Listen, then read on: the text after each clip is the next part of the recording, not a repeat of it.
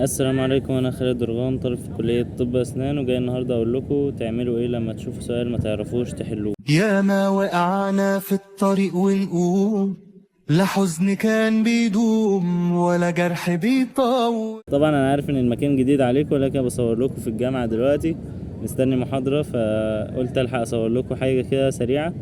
سؤال كان جالي على القناة فقلت اصوره لكم. جالي سؤال بيقول ان انا بشوف سؤال وما بعرفش احله، بقلق وساعات بتوتر والكلام ده كله. طبعا الكلام ده مر علينا احنا كلنا، ما يعني مش انت او انتي بس، الموضوع عادي جدا. طبيعي هتشوف فكرة جديدة مش هتعرف تحلها، يعني دايرتها حتى فكرة متكررة. ده احنا كنا بنغلط في الأفكار المتكررة أصلا، فإنك تغلط في فكرة جديدة فده طبيعي جدا جدا، وما تقلقش منه أو ما تقلقيش منه خالص. دي حاجة طبيعية، ولازم أي حد هيغلط في أول فكرة عشان يتعلم بعد كده. عشان كده دايما كنت بقول لكم حلوا كتير على قد ما تقدروا، حلوا كتب خارجية كتير. وكنت عملت لكم فيديو أحسن الكتب الخارجية، هحط لكم الفيديو بتاع الكتب الخارجية في صندوق الوصف، وهتلاقوه في حرف الآي اللي فوق. انا زي ما قلت لكم، انا كنت الافكار اصلا بتتكرر وكنت بغلط فيها، يعني احنا الفكره نفسها كانت بتتكرر، فانت او انت شايفه ان فكره واحده بس جت وانت غلطت فيها وانت اول مره تشوف الفكره اصلا، ده طبيعي. ده طبيعي عادي، مش لازم تجيب الموضوع من اول مره.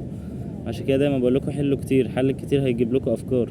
اغلب الناس بعد ما قلت حلوا كتير بيقولوا لي طب ازاي هنحل كتابين وثلاثه في اليوم، ازاي هنقدر نحل الرقم ده؟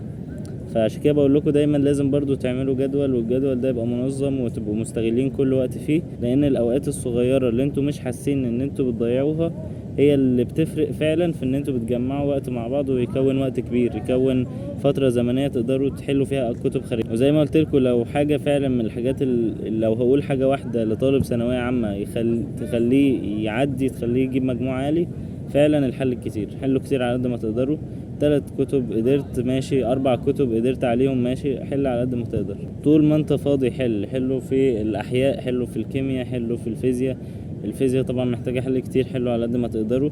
استغلوا كل فتره وكل وقت. فعشان كده التودو ليست مهم جدا. التودو ليست او قائمه المهام اليوميه دي بتفرق جدا من شخص لشخص. احنا لسه داخلين على شهر 10، لسه الموضوع ما شدش قوي، لسه الامتحانات ما بدري عليها، بس برضو مش عايزكم تكسلوا، لان انتوا لو كسلتوا هتلاقوا الامتحانات جت بكره حرفيا، هتغمضوا هتفتحوا هتلاقوا الامتحانات جت.